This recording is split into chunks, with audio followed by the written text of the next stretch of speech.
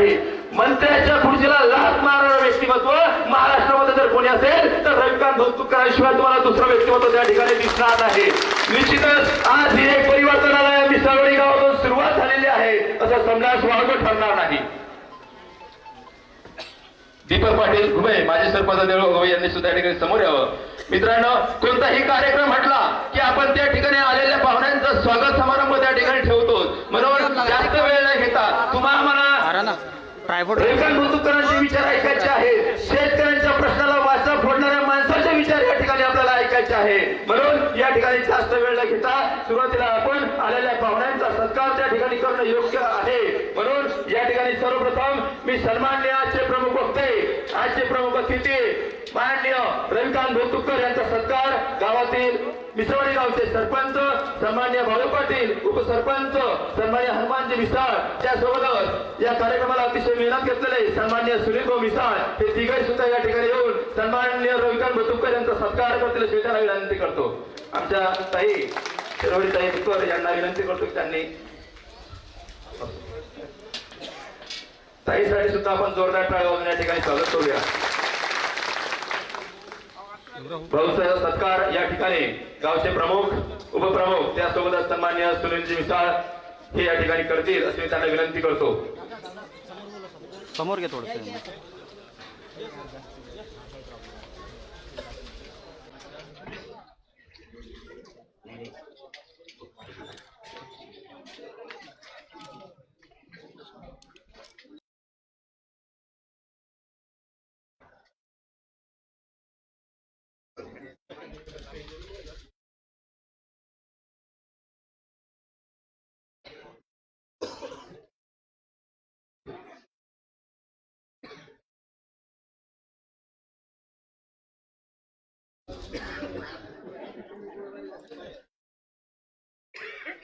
सन्मान्य राहुल भाऊ मिसाळ यांनी सुद्धा या ठिकाणी स्टेजवर यावं.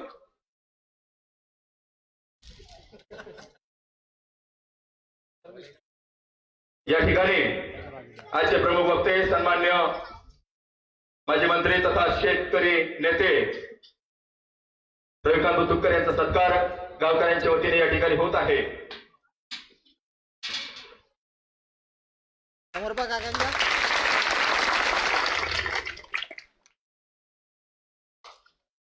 बघा समोर सर्व.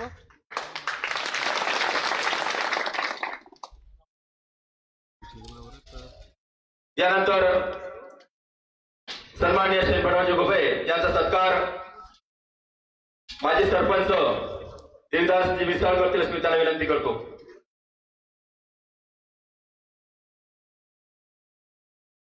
या भागातील ज्येष्ठ कर्तृत्व नेतृत्व सन्माननीय श्री बळवंतजी घुमे पाटील अध्यक्ष जानकी देवी विद्यालयाचे अध्यक्ष यांचा सत्कार सन्मान करतो.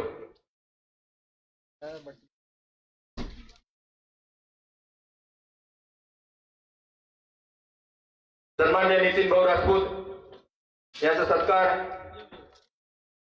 गणेश कोलते करतील अशी मी त्यांना विनंती करतो.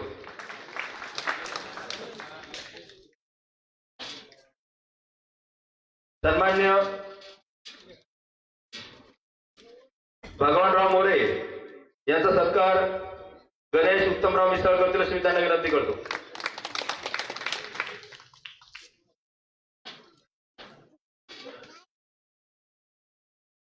सन्मान्य विलास पाटील मुजुमले यांचा सत्कार गजाननजी सुरोडकर करतील अशी मी त्यांना विनंती करतो.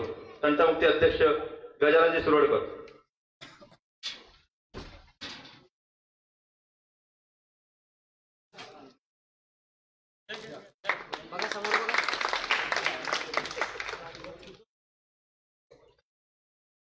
सन्मान्य भगवान भाऊ यांचा सत्कार गणेश सुरोडकर तंटमुक्ती अध्यक्ष गजानन सुरोडकर करतील अशी मी त्यांना विनंती करतो.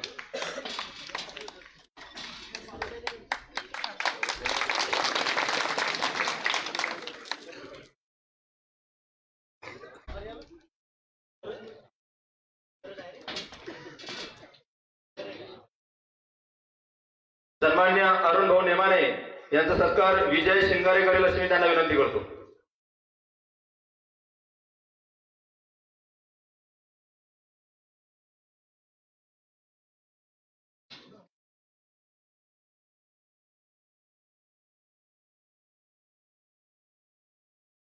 सन्माननीय भगवानजी परिहार यांचं स्वागत.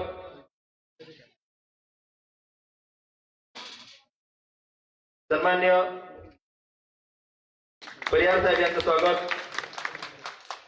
सतीश भगत करेल अशी मी त्याला विनंती करतो.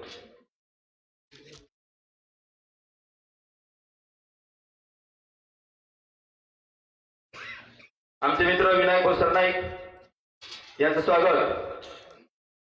श्री हनुमानजी मिसळ करतील अशी मी त्यांना विनंती करतो. सन्माननीय पंजाब घुबे यांचं स्वागत.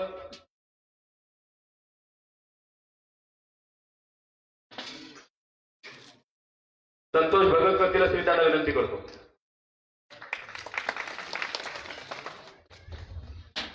मित्रांनो, आज या ठिकाणी परिवर्तन तथा एल्गार मेळाव्याचं आयोजन आज या मिसळवाडी नगरीमध्ये आज या ठिकाणी आपण सर्वांनी या ठिकाणी केलेला आहे. एक विचार तुमच्या आमच्या मनामध्ये आला आणि तुमच्या आमच्या मनामध्ये आलेला हा विचार हा सहज काही आलेला नाही.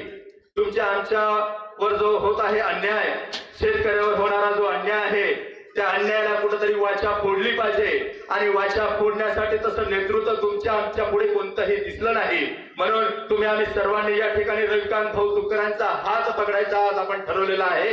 हे असं म्हणणं वावं ठरणार नाही.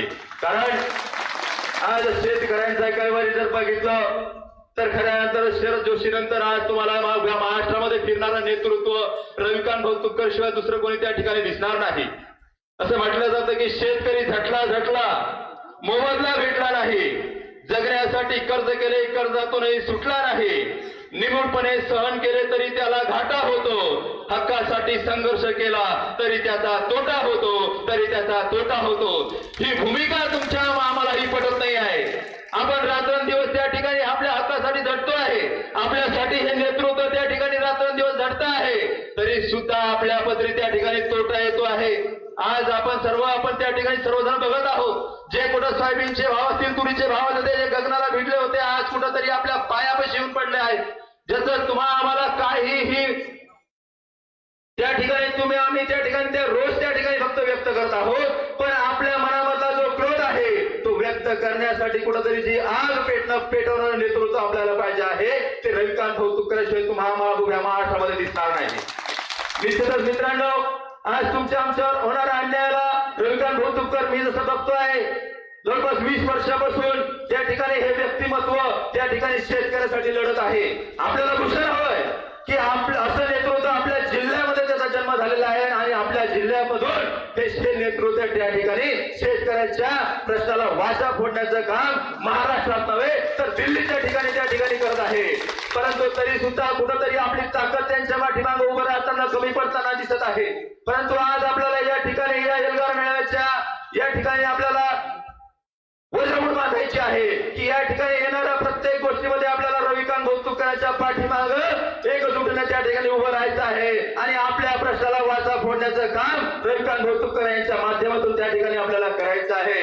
मित्रांनो, जास्त वेळ या ठिकाणी घेणार नाही, परंतु या ठिकाणी कुठेतरी या कार्यक्रमाला कशा पद्धतीने उभं केलेलं आहे, या मिसळवाडी नगरीमध्ये जे सर्व जे माणसं आहेत, खऱ्या अर्थाने हे आदर्श गाव आहे आणि या आदर्श गावामधून अशा प्रकारची ज्योत सुद्धा त्या ठिकाणी पेटणं गरजेचं आहे. म्हणून या ठिकाणी मी सर्वप्रथम या मिसळवाडी नगरीतील प्रत्येक माणसाचं, प्रत्येक माय मावल्यांचं या ठिकाणी खऱ्या अर्थानं आभार व्यक्त करेल की या गावामध्ये ही ज्योत या ठिकाणी पेटत आहे. या गावाभोवती असलेले आमचे जळगाव उभे असेल, या ठिकाणी शेळगाव अटे असेल, शेतकरी संघटनेचे गाव भरोसा असेल.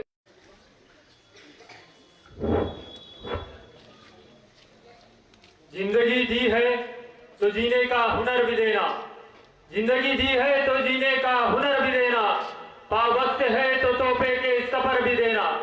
मैं तो गूंगा था तुमने अदा की जुबा, अब मैं बोलूं तो मेरे लफ्जों में ताकत भी देना, मेरे लफ्जों में ताकत भी देना. सह्याद्रीच्या कड्याकपरातून ज्यांच्या मर्दानी सामर्थ्याचा नाद गरजत होते छत्रपती शिवराय, ज्या वारसदाराने स्वराज्य आपल्या खांद्यावर पेललं ते राजे संभाजी महाराज, स्वराज्याचे संकल्पक शहाजी महाराज, आरक्षणाचे जनक छत्रपती शाहू महाराज, घटनेचे शिल्पकार महामानव डॉक्टर बाबासाहेब आंबेडकर, या सर्व थोर पुरुषांना प्रथमतः अभिवादन करतो, नतमस्तक होतो, मानाचा मुजरा करतो. तसेच आदरणीय व्यासपीठ आणि माझ्या समोर बसलेल्या काळ्या मातीशी नातं सांगणाऱ्या शेतकरी कष्टकरी वर्गानं, राजकीय व्यासपीठावर बोलण्याचा हा माझ्या जीवनातला पहिला प्रसंग आहे. काही उणिवा जर भासल्या तर आपल्यातलाच शेतकऱ्याचा पोरगा म्हणून आपण समजून घ्याल ही अपेक्षा व्यक्त करतो. तलवारीने मान कापल्या जाते, शब्दाने मान कापला जातो. शब्दांचे अर्थ नीट कळाले नाही तर फार अनर्थ होतात. मनापासून ऐकलं तर त्याचे सुंदर अर्थ होतात.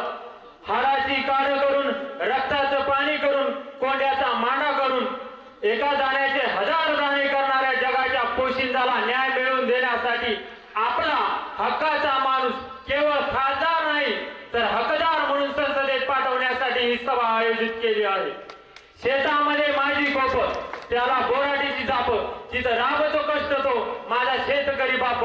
लेतो अंगावर चिंध्या, खातो मिरची भाकर, माझा बाप शेतकरी उभ्या जगाचा चाकर.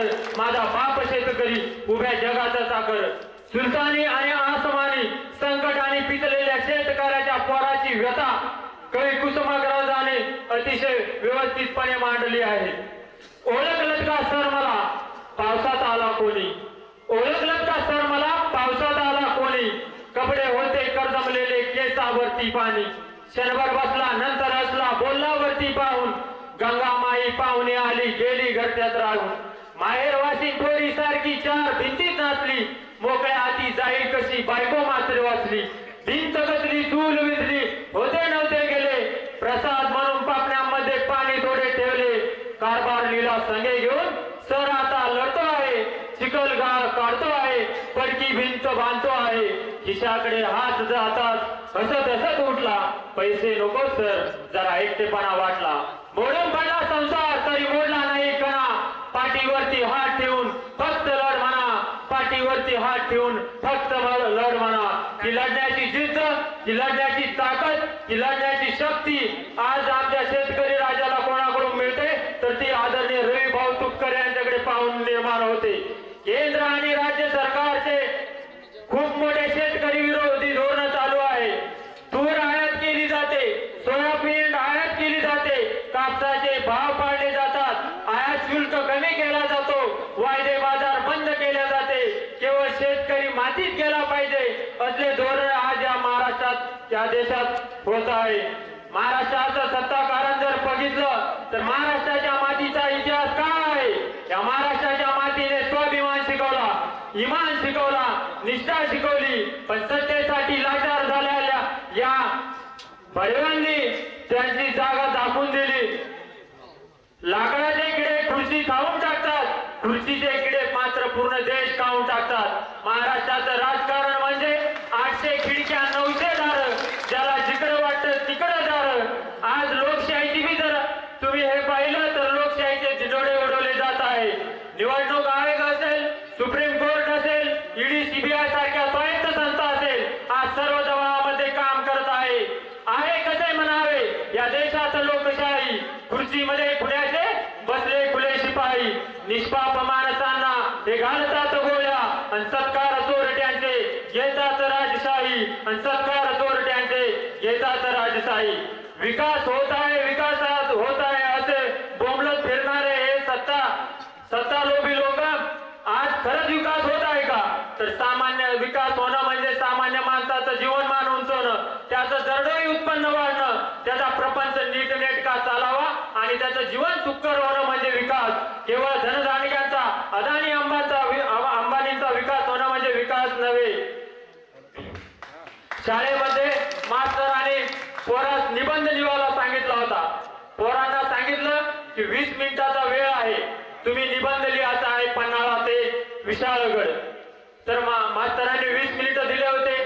वर्गातील सर्व पोरांनी निबंध 20 मिनिटं संपत आले आणि सर्व मुलांनी निबंध दाखवायला सुरुवात केली. तर शिरप्या नावाचं एकच पोरग बाकी होतं, त्याचा निबंध लिहिणं बाकी होतं. आणि मास्तरांनी गणप्याला पाठवलं, गणप्या खूप वेळ झाला, अर्धा घंटा झाला, याचा एकट्याच काय निबंध बाकी आहे. नंतर त्याला बोलवण्यात आलं. तो वही घेऊन आला आणि मास्तरांनी वही दाखवली.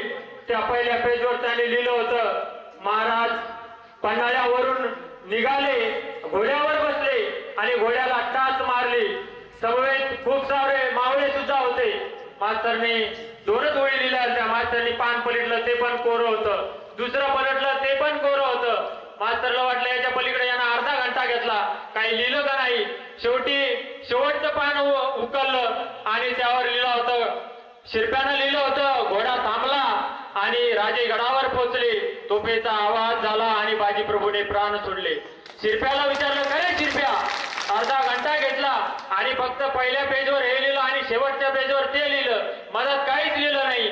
शिरप्या म्हणाला, सर पन्हाळा ते विशाळगड तसं अंतर भरपूर आहे, परंतु माझी वही लहान आहे. म्हणे कसं रे गडा. म्हणे छत्रपती शिवराज तिथून निघाले पण अंतर खूप आहे आणि आमध्ये घोडा धावत आहे. तो जो वही लहान पडली, अंतर तसं खूप आहे पण आमध्ये घोडा धावत आहे, त्याचा हा रस्ता आहे. तसा हा विकास होत आहे, केवळ कागदोपत्री विकास. जशी निवडणूक येईल तसंच धर्माचा सुद्धा बीज मोठ्या जोमात येईल. धर्म कभी मित्रों, धर्म कभी खतरे में नहीं होता, खतरे में होती है तो सत्ता खतरे में होती है. जुन्या रूढींना सोडा त्या जुन्या परंपरेच्या गाठी. धर्मासाठी माणूस नाही, धर्म माणसासाठी, धर्मासाठी माणूस नाही, धर्म माणसासाठी. अरे मजहब नहीं सिखाता आपस में बैर रखना, हिंदी है हम वतन है हिंदुस्तान हमारा, हिंदी है हम वतन है हिंदुस्तान हमारा.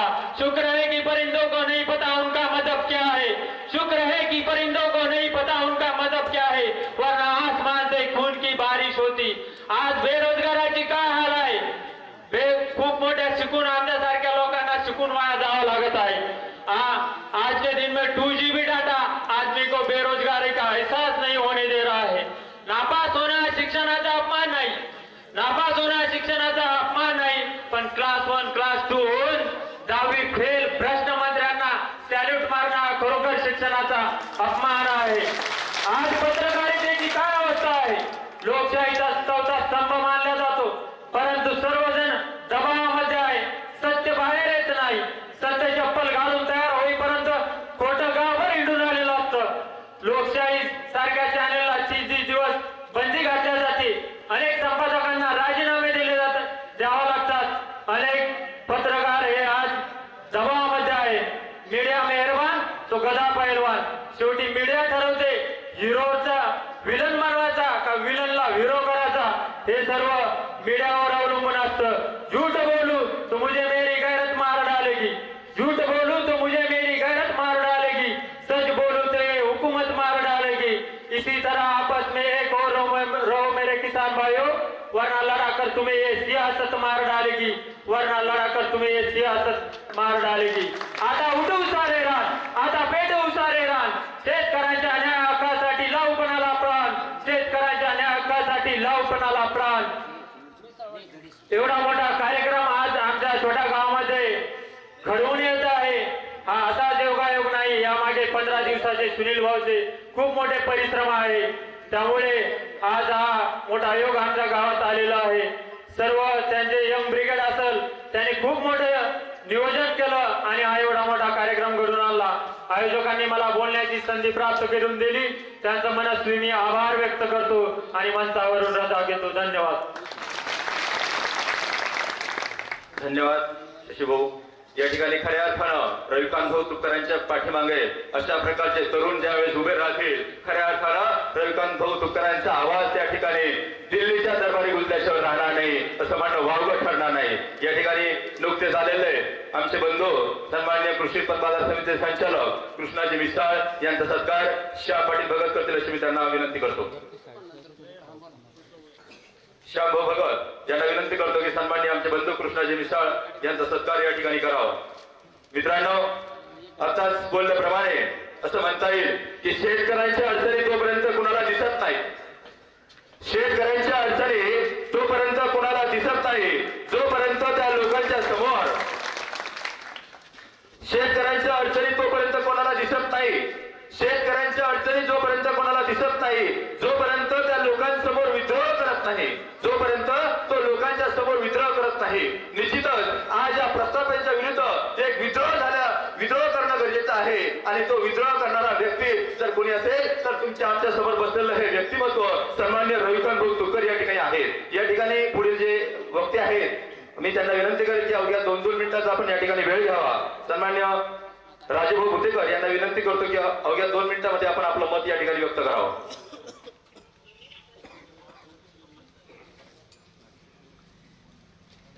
सर्वप्रथम मिसळवाडीच्या युवा तरुणांना मी मानाचा मुजरा करतो, विशेष धन्यवाद देतो की ज्यांनी आमचे मित्र आजच्या कार्यक्रमाचे प्रमुख की ज्या एल्गार यात्रेच्या निमित्तानं या शेतकऱ्याच्या प्रश्नाच्या निमित्तानं जिल्हाभर नव्हे तर अख्ख्या महाराष्ट्रभर ज्याचं नाव गाजतं असे रविकांत भाऊ तुपकर यांच्यावर 2 JCBने आज या छोट्याशा मिसळवाडी गावामध्ये फुलांचा वर्षाव झाला. पुनश्च एकदा सर्व तरुणांना मी धन्यवाद देतो.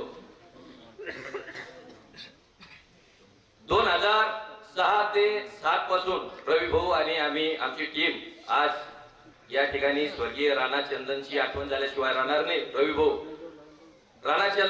भाऊ आम्ही आमचे सगळे मित्रमंडळी, सतीश इथं आमचा सरपंच, आम्ही या 2006 ते 7 पासून या चळवळीमध्ये आणि रवी भाऊच्या विचाराशी समरस असल्यामुळं खांद्याला खांदा लावून का म्हणाना आम्ही या ठिकाणी काम करतोय. काम करत असताना एक छोटी टीम ही आमची एक मला वाटतं काळी स्विफ्ट डिझायर गाडी विकता, एक मोटरसायकल आणि एक विकता लोटर, म्हणजे आमची अशी गजानन पाटील उबरांडे, राणा चंदन, रवी भाऊ, अजून आमचे बरेचसे सहकारी, आल्टो नितीन भाऊ राजपूत, विनायक भाऊ सरनाईक, आमचा सतीश, मी स्वतः आणि आम्ही, आणि मग आमचं या मला 2013 मध्ये इकडं पंचायत समिती तिकीट आणि मी या पंचायत समितीची निवडणूक लढलो. तेव्हापासून सांगायचं एवढंच की एक छोटी मोठी टीम की या म्हणीप्रमाणे की है अंधेरी रात यहाँ फिर भी रोशनी की बात कर, लावण्या तू दीप येथे काळजाची वात कर, काटे में रस्ते में काटे घर बिछाते हैं लोग यहाँ, फुलंही उधळेल कोणी चालण्यास सुरुवात कर, फुलंही उधळेल कोणी चालण्यास सुरुवात कर. या युक्तीचं या म्हणीचं पूर्णपणे आज या ठिकाणी आम्ही महाराष्ट्रभर रविभर जेव्हा फुलाचा वर्ष होतो तेव्हा आम्हाला ह्या ओळी आठवतात की आज आमचे दिवस, अहो पेट्रोलला पैसे नाही, डिझेलला पैसे नाही, दौरे तर सोडूनच द्या, पण चळवळी सोडली नाही आणि या ठिकाणी गर्व वाटतो. आज तुम्ही सगळे शेतकरी बांधव या ठिकाणी आहेत, शेणफळ मामा इथं बसलेले, आमचे प्रकाश आबा आहेत. तुम्ही सांगा अधिकारी, आता खडकपूर्णा प्रकल्पग्रस्त मी इथं बोलतो तुमच्या समोर, अधिकाऱ्यांना जर खडकपूर्णाचं पाणी अडवायला सांगावं 5 मिनिटाच्या आत इस्रूळ मध्ये, मंगरूळ मध्ये, शेळगाव मध्ये गाड्या हजर. काय लाईन कट करायची, लाईन आले आणि जोडायची सांगितली तर मग सरकारचा GR म्हणते बघू ना, मग GR आलेला आहे. तोडायची सांगितली गेले की तोड बगर धुतल्याचा हजर, गेले की लाईन तोडायची शेतकऱ्याची. कोणी बोलतं का हो शेतकऱ्याच्या बद्दल? कोणी बोलत नाही. आज या ठिकाणी बरेचसे इथं आता वेगवेगळ्या पक्षाचे पार्टीचे लोक बसलेले. माझं एकच सगळ्यांना म्हणणं राहील, आम्ही कोण्या पार्टीत असेल, मतदारसंघ वेगवेगळे पडतात, इकडं चिखली वेगळा, इकडं सिंदखेड राजा वेगळा, तिकडं बुलढाणा वेगळा, मग प्रत्येकाची ती अडचण होती. आता या ठिकाणी काम करायला लागले की आमचं सिंदखेड राजा, मग शिंगणे साहेब आले, आमके आले, धमके आले, आले तर आले. पण या ठिकाणी आता एक संधी आहे लोकसभेची की हे सगळे मतदारसंघ एका ठिकाणी आहे आणि पक्ष राहू द्या बाजूला, पक्षाचा आम्ही असेल कोणी असेल, आम्हाला काही पक्षात पैदा केलं नाही. आम्हाला आमच्या शेतकरी आईवडिलांनी पैदा केलं आणि आम्हाला शेतकऱ्याचे प्रश्न मांडणारा, शेतकऱ्याबद्दल बोलणारा, आज ज्याच्यावर संकट आलं एखाद्या शेतकऱ्यांची लोक लगेच, ज्यांना माहिती आहे रवी भाऊ आमचे मित्र आमच्याकडे आले, तर आम्ही आता त्या दिवशी अभिमानदारांना सांगितलं म्हणे तो बँक कर्मचारी आम्हाला शिष्यवृत्ती देऊन नाही राहिला म्हणे. रवी भाऊ तुमच्याकडे टीम आली शेळगावची, म्हणलं रवी भाऊनं फोन केला, मॅनेजरला वाकावं लागलं. आज पद नाही पण प्रतिष्ठा आहे, ताकद आहे आणि याला वाकावं लागू राहिलं कारण आपली बाजू सत्य आहे, आम्ही सत्य मांडतो. मग आम्हाला काही गरज नाही, त्याला कोणी असेल, अधिकारी असेल, कोणी असेल, तर आमचं रोजच भांडण होतं. कुठं गेलो की आमची चिडचिड होती, कारण आम्ही आमच्यासाठी तर मागतोच जे मागायचं ते, पण आम्ही आमच्या सहकारी मित्रांसाठी लढतो. आणि जेव्हा रविचा फोन जाईल एका फोन मध्ये काम ओकेच, कारण स्वार्थ नाही. शेतकरी बघा ना, आता पीक विम्याचे किती पैसे माझ्या गावामध्ये इस्रोळ मध्ये 70,000 रुपये मिळालेला लाभधारक शेतकरी विम्याचा आहे. 1.25 लाख वाला एक, बरोबर आहे. हा, 1.25 लाख मिळाले, एकाला 70 मिळाले, मला 50 मिळाले विमा. आणि हे मिळण्याचं बंद शिरे जर कोणाचा असेल ना तर फक्त मी म्हणतो रवी बोलतोय. आता जर खऱ्याला खरंच म्हणायचं नाही तर आपण एवढी स्टेट कमी मी पोरका म्हणतो माझ्यासाठी काय केलं. आम्ही 50 नाही, मला 5,000 बी मिळाले तरी मी म्हणेन की कर. अरे बुलढेला बुडेल पैसे मिळून दिले आणि बुडेल पैसे मिळून राहिले ना. आज रोहित किती नुकसान करून राहिले हो. मरणाचे लोक त्रस्त आहे. रवी भाऊ, तुम्ही जो प्रश्न मांडला वेळोवेळी ते तार कंपाऊंड वगैरे, आपण त्या पृथ्वीवर जर तार लावायचे ठरले तर उद्या पेट्रोल पंपाला पाणी जर पुरवायचं तर एखाद्या कट्ट्यावर आणायचं, मग ते ताराचे खालून वाकून आणायचं का. हे रोही थांबवायला लावायचं आहे. हे तार कंपाऊंड वगैरे वगैरे हे काही नाही, हे शेतकरी त्रस्त आहे. अहो राज्यात जा, इकडे जा, तिकडे जा, एक सुद्धा सत्तेत असलेला पदाधिकारी त्याबद्दल बोलत नाही. आज इथं सत्ता नाही, कोणताच काय मिळ नाही, तरी रात्र दोघं नवरा बायको आहे. आता आमच्या वहिनी पण इथं आलेले, पहिले भाऊ राहायचे, आता वहिनीची जोडी राहिली. म्हणजे आता कमीत कमी शेतकऱ्यासाठी हिंदू तरी राहिले. मी या ठिकाणी मला 2च मिनिटाचा वेळ दिलेला आहे, वेळ जरा खूपच झाला, पण अडचणी अशा आहे. मग कधी कधी बोलत राहिलं तर आता किती बोलावं राहिलं. पण मी या ठिकाणी सगळ्याला विनंती करेल की जसा प्रतिसाद या छोट्याशा मिसळवाडीतून मिळाला, आमच्या इथे इस्रोळमध्ये एल्गार यात्रेचा आम्ही कार्यक्रम घेतला, असाच प्रतिसाद होता. स्वयंस्फूर्तीनं लोक तयार आहेत. आणि मला या एवढ्या वेळेस माझं म्हणणं आहे लोकांना, सगळ्या मित्रांना माझं आव्हान आहे की पक्ष पार्टी थोडी बाजूला ठेवा. एक शेतकरी नेता आणि आपल्या जिल्ह्याचं एक नेतृत्व आहे की महाराष्ट्रभर जर रविकांत धोरण मानून राहिले लोक, तर आपल्या जिल्ह्यातून द्या ना निवडून एकदा लोकसभेला. सगळे कोणाला असं वाटतं का एवढे तरुण भारतात आम्ही आलो त्या वेळेला बारीक पोरं पार्किंगला, आम्हाला इकडे पार्किंग आहे रामभाऊला आम्हाला अडवलं पोरांनी, छोटे पोरं. पण त्यांना जर वाटतं की नाही की रवी भाऊच्या कार्यक्रमाला एवढी उपस्थिती त्या बारकाल्या पिल्ल्यांची, त्यांना अजून 15 वर्ष द्यायचं मत चालत नाही. हा, मग द्यायला वाटतं तर मग आपले द्यायचे मत चालते, द्यायला आपण देत आलो ना. राजू भूमी साहेब बसलेले त्यांनी शिवसेना नेते, त्यांनी सांगितलं आता लई लोकांना देत आलो, या बारीनं रवी घुंगरू तुला टाकायचं. का म्हणतात ते, याचं कारण आहे की त्या निवायला 15 वर्षी काही जमू दिलं नाही आमचं. मग आता कमीत कमी भाऊलं दिलं कोण्या PLN गेलं म्हणत काम नाही आम्हाला. आम्ही डायरेक्ट बाजूला होईल, चल रवी बोल भेट नाही मला. भाई असं प्रत्येकाला वाटतं, मला चेक केलं नाही. या बारकाल्या सरकारल्या तरुण पोरायला बी वाटतं अहो एसटी मिळत नाही, रवी बोल फोन लावते बुलढाण्यात पोर. हा भाऊ हे एसटी वाला एसटी देऊन राहिला ना, आम्ही शाळेतले विद्यार्थी की गेलाच कार्यकर्ता राहणार चंदन तिथं काऊन एसटी देत नाही. आम्ही काही बऱ्याच तोडफोड केली तिथे आणि आम्हाला एसटी मिळून गेली. म्हणजे रवी बोलत तोडफोड म्हणायचा उद्देश एवढाच की हे लोक प्रेमानं ऐकत नाही हो. आज बऱ्याचशा लोकांना ते काय ते आपल्या PM मोदीची ती मुद्रा योजना, रवी भाऊना बुलढाणा मतदारसंघामध्ये कमीत कमी 1,500 पोरं असतील की मुद्रा मिळून दिली. 1 लाख का होईल. आता आपल्या नेत्याला जर म्हणलं ते म्हणते पडू दे, ती मुद्रा योजना ₹1,00,000 होतच काय. बाबा आम्हाला 1,000च होतंय आमचं, तू ₹1,00,000 कुठं सांगत तुला, 1,000 दे आम्हाला. तर ते म्हणजे या लोकांचे एखाद्याला जर म्हणलं की भाऊ ते श्रावणबाळचं ते एवढा फोन लावा आणि ते श्रावणबाळचे 2-3 फायले कशा ते ₹500 मिळणं नाही. अरे बाबा त्याला दाढीला पोरगा पैसे देत नाही, त्याला 500 मिळू दे ना. ही सिस्टम आपल्या लोकांची आहे, हा विनोद नाही. हे खरं बोलू राहिलो मी आणि हे स्पष्ट मत मांडू राहिलो. आणि जेव्हा रवी भाऊ जर सगळ्यांना जर आपण आज ताकद लावली ना, सिद्धळगाव भुबे भरोसा या गावावर पूर्ण भरोसा हे संघटनेचे गाव आहे. आता इथं मामा बसलेले अध्यक्ष पकाबा आहे, ती कोण भारतात मामा बसलेली ही जी टीम आहे, इतकी टीम खतरनाक. आम्ही याच्या आंदोलनात कुठं नाही मामा सांग, प्रत्येक आंदोलन मी शेगावच्या आंदोलनात आहे, चिखलीच्या आंदोलनात आहे, आमचे 10-5 का होईल जेवढे विचारांना आपल्या येतील शेतकरी संघटनेच्या तेवढ्याला आम्ही घेऊन जातो.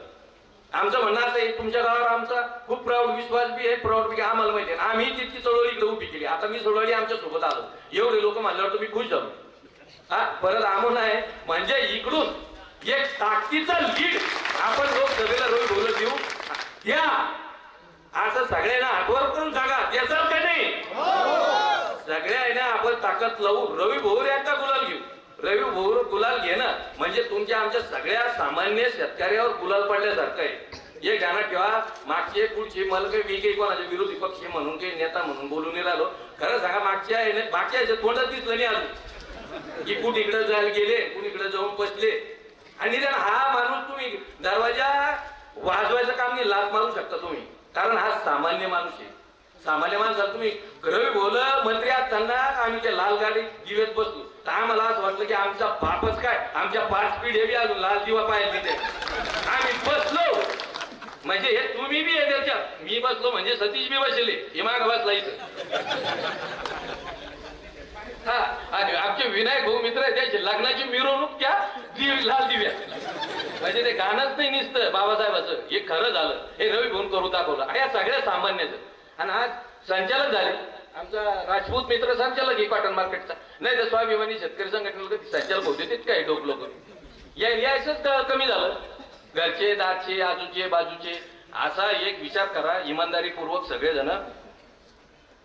अशोक पाटील इथं मिसळवाडीचे आमचेच मामा आहेत. ते 3 लाख रुपये मिळाला का मिळाला अशोक पाटील बसले कुठं मिळाला ना 3 लाख रुपये सांगा.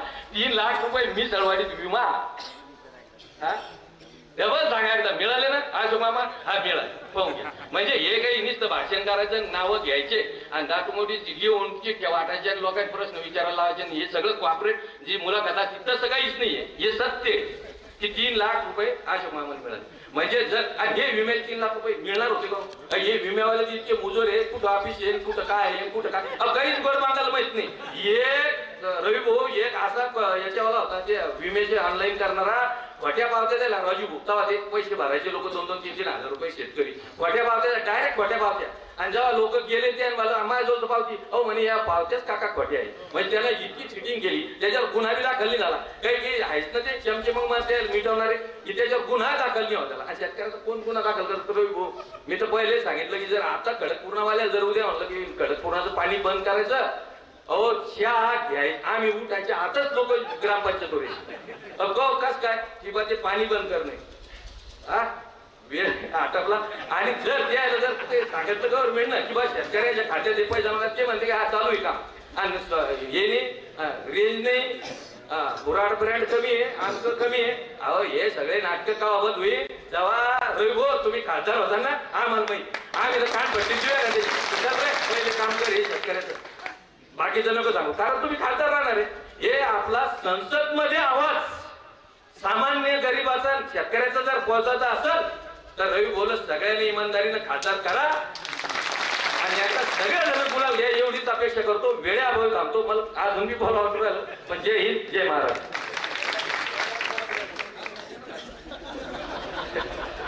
नाही निश्चितच आपण रविवारच्या प्रचारामध्ये खूप वेळ घेऊ राजू काही हरकत नाही. अजून 2-3 व्यक्ती या ठिकाणी बोलणार आहेत त्यामुळं मी थोडस तुम्हाला थांबवणं त्याबद्दल मी दिलगिरी व्यक्त करतो. यानंतर सन्माननीय पुरुषोत्तम सांगळे पत्रकार यांना या ठिकाणी अवघ्या 2 मिनिटाचा वेळ आपण घ्यावा असं मी त्यांना विनंती करतो.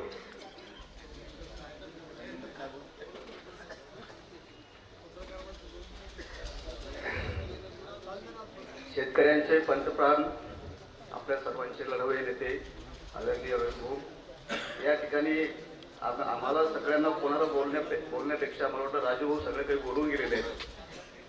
रवी भाऊ ही शेतकऱ्यांची एल्गार यात्रा किंवा एल्गार सभा नाही तर मला वाटतं ही लोकसभेची विजयी सभा आहे. आपण लोकसभेची बाजी मारली आपण लोकसभा जिंकली ही गर्दी तुम्हाला त्याची साक्षी देते. संत गजानन महाराजांच्या समोर या ठिकाणी आपण जी सभा घेतली आहे लोकसभेची निवडणूक फक्त फॉर्मॅलिटी एक औपचारिकता राहिलेली आहे. आपले रवी भाऊ आज जिंकल्या जमा आहे. दुसरा कोणता नेता आहे महाराष्ट्रामध्ये की जो शेतकऱ्यांच्या बाजूने लढतोय शेतकऱ्यांच्या प्रश्नावर बोलतो. आज महाराष्ट्राचे मुख्यमंत्री रवी भाऊ चिखलीमध्ये येऊन गेले. आम्ही त्यांना विचारलं बुलढाणा जिल्ह्याला 79 कोटीची गरज आहे जे महाराष्ट्र सरकारकडे शेतकऱ्यांचे बाकी आहे. त्या माणसानं तोंडातून एक शब्दही बोलला नाही. दररोज 10 शेतकऱ्यांच्या आत्महत्या या विदर्भात मध्ये होत आहेत. 10 आपली माणसं मरत आहेत. त्या माणसाला याच्याबद्दल घेणं देणं नाही.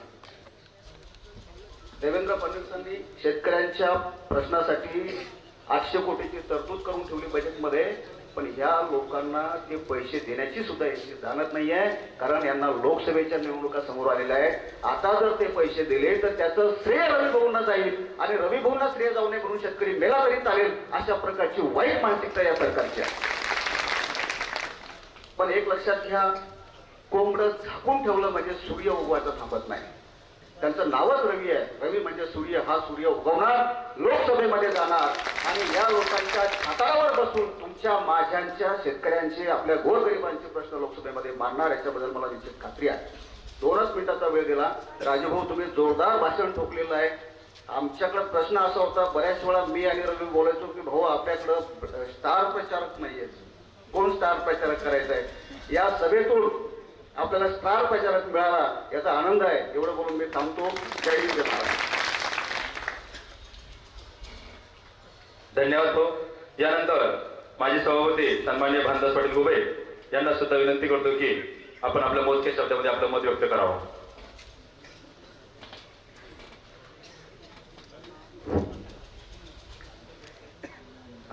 माझे जाऊ यांना सर्वप्रथम अभिनंदन करतो. हिंदवी स्वराज्याचे निर्माते राजे छत्रपती राजे संभाजीराजे शाहू फुले आंबेडकर, डॉक्टर बाबासाहेब आंबेडकर त्यांना अभिवादन करतो.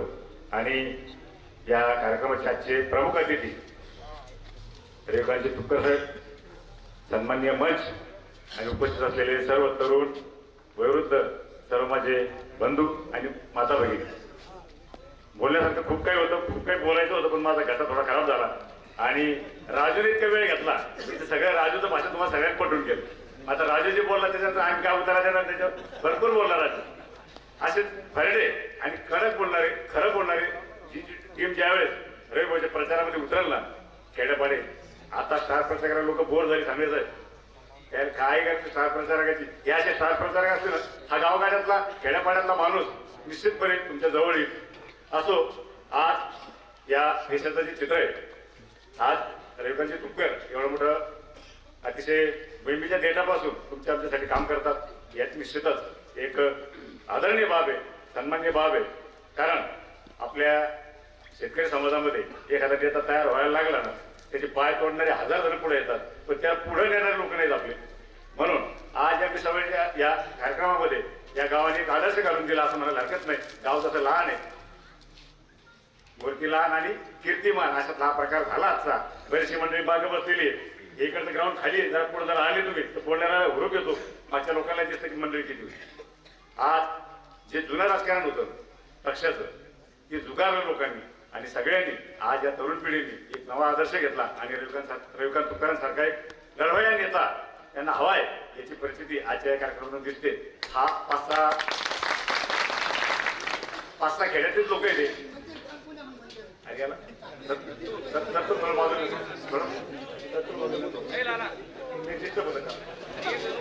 बरोबर आहे, बोलणं बरोबर आहे, पण एखादी व्यक्ती बोलली की ते ऐकणारे रिष्ट होऊन जातील, बोलणारे रिष्ट होऊन जातो.